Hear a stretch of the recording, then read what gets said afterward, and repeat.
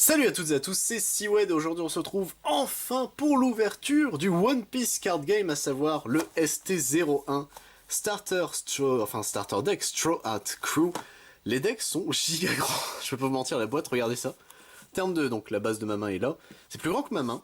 En vrai c'est un petit côté VHS comme ça, c'est un super, ça fait très manga en fait, le côté comme ça, de l'autre côté c'est la même chose. Je trouve ça super stylé, mais du coup il est enfin temps de s'ouvrir plus que du coup le promotion pack que j'avais ouvert, j'avais tenté de faire en short sur la chaîne, je crois que ça a même pas marché le format short. Bon, c'est pas trop grave. La première display je ne l'ouvrirai pas avant le restock qui se fera en février, donc ça c'est un peu plus triste, donc on va se contenter des 4 premiers decks, je les ai tous. Aujourd'hui c'est le numéro 1, enfin le Straw Hat Crew. Ensuite ce sera celui de Yostas Captain Kid, ensuite ce sera Crocodile, et enfin on terminera avec Kaido. Mais écoutez, perdons pas plus de temps, hop, voilà. En tout cas, la boîte est super stylée.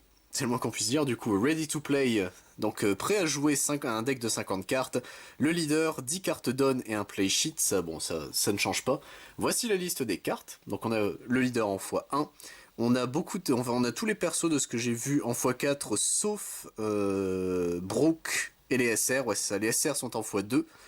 Et le reste est en x2 également, écoutez. Perdons pas plus de temps, il est temps de découvrir comment ça s'ouvre. Donc un petit peu la Digimon, c'était des scotch qui maintenaient le truc. Donc ça j'ai réussi à le dépioter, hop voilà. Tac, comment ça se présente à l'intérieur, parce que c'est le premier que j'ouvre, j'ai pas regardé de vidéo ouverture de mon côté des decks. C'est vraiment, j'essaie de faire ça comme il faut. Hop, voilà, tac. Bon, on va remettre ça là comme ça ici. Et du coup, qu'est-ce qu'on a? Donc le play sheet en question, donc qui apprend les règles, c'est un... Ah, j'aime pas quand c'est des petits trucs comme ça, je préfère quand c'est des livrets. Après derrière, ouais, c'est parce que derrière tu as un terrain. Bon allez, en vrai, pourquoi pas, hop, tac, donc ça, on le met de côté. Ça, ils ont fait ça bien, c'est les... Vraiment comme pour les decks Digimon, donc c'est une petite languette qui maintient le tout, donc ça c'est vraiment cool, hop, voilà. Et bah écoutez, il est temps de regarder, donc on a les donnes ici, on a le leader, et on a les cartes derrière, ouais c'est bien ça, donc écoutez. C'est parti, donc les cartes donnes ça ressemble à ça de dos, est-ce que c'est toutes les mêmes? Je suppose que oui, il doit pas y avoir de nuances de donne card, votre tour plus 1000, ouais non. C'est toutes les mêmes, donc le donne, hop, voilà. Le leader qu'on a ici, en couleur rouge, oh ça fait très beau en rouge comme ça. Donc le leader, le Monkey D. Luffy à 5000, activate en main une fois par tour, alors vous donnez à ce leader ou à un de vos personnages une Rested Done card, donc en vrai c'est plutôt sympa. 5 vies pour le Luffy, écoutez, tac. Et enfin messieurs dames, on est parti pour découvrir le deck en lui-même. Je vais lire donc les SR. En vrai vu que c'est des effets assez simples, je pense qu'on peut même se dire, on peut essayer de le lire, d'écouter, donc on va bien voir. Donc pour 5, un Monkey D. Luffy. 6000 de patates, il a le rush, donc il peut taper le tour où il arrive, ça c'est plutôt bien. Et pour 2 donnes, lorsqu'il attaque, votre adversaire ne peut pas activer de bloqueur durant ce combat. C'est plutôt bien, pour être au moins t'es sûr qu'il est là pour mettre sa patate. Le Roronoa Zoro, donc pour 3, 5000 de puissance. Pour 1 donne, ce personnage gagne 1000 de puissance. Ok, c'est plutôt sympa. Tac. Voilà.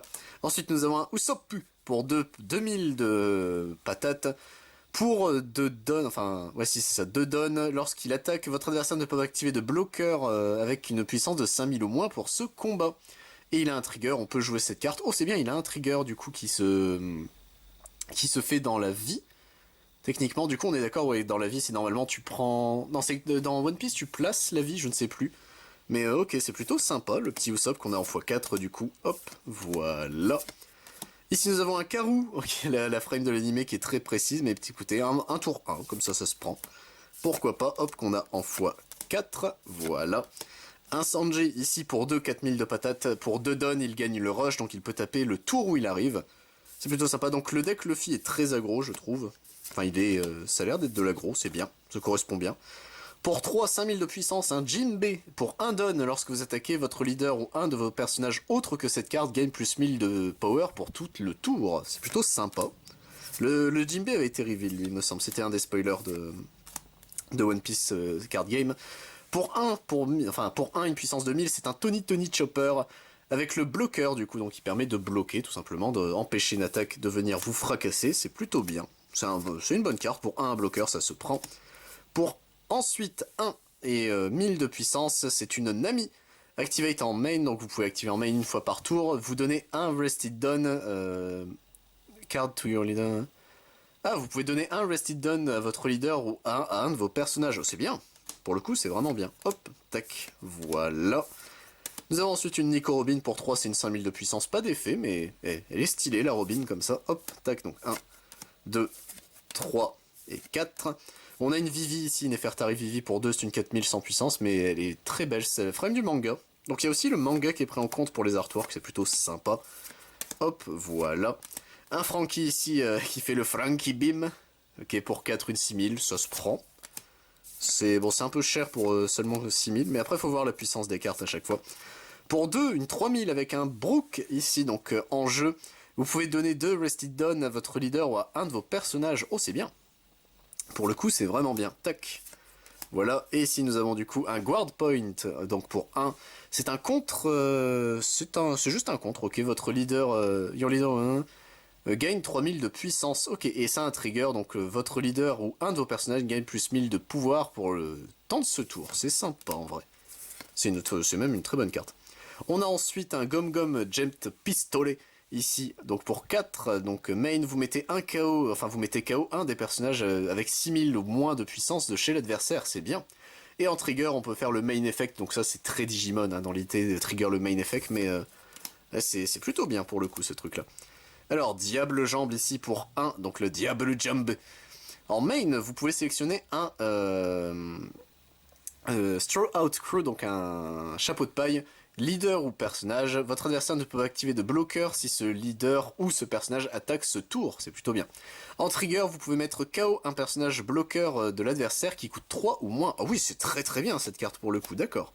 Hop. Et derrière, nous avons du coup la dernière carte, il s'agit du Thousand Sonic, qui est un stage techniquement. Donc pour 2, Activate en main, vous pouvez reste donc engager ce stage. Mettez un... donc un personnage, enfin un Mugiwara en gros, gagne, enfin soit leader, soit personnage, gagne 1000 de puissance pour ce tour. Ok, c'est plutôt sympa. Bon, bah écoutez, c'est techniquement déjà fini, hein, les decks ça va toujours vite. Qu'est-ce qu'on peut dire du coup du deck en lui-même? Bon, ça a l'air d'être de l'aggro, je sais pas comment se forme la méta pour One Piece, sachant qu'en plus moi je ne connaîtrai que les decks pendant un temps, puisque bah j'ai pas de booster à disponible.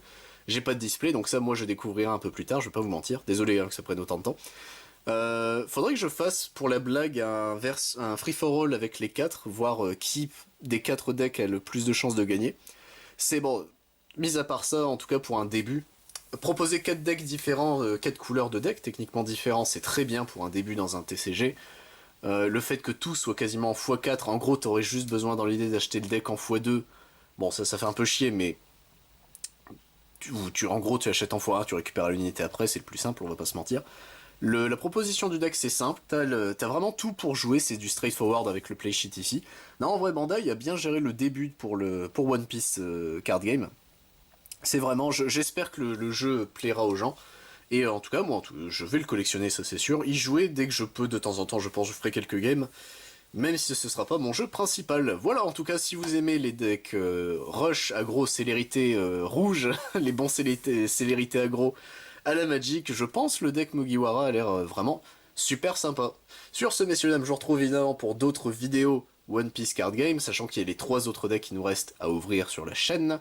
Mais sachez également que sur la chaîne, je ne fais pas que du One Piece, je fais également du Bakugan, du Digimon, du Dragon Ball Super, du Final Fantasy, du Magic the Gathering, du Pokémon, du Yu-Gi-Oh! Et du Yu-Gi-Oh! Rush Duel. Et également les dimanches, c'est rediffusion de live de mon côté. C'était Siwed. A plus tout le monde.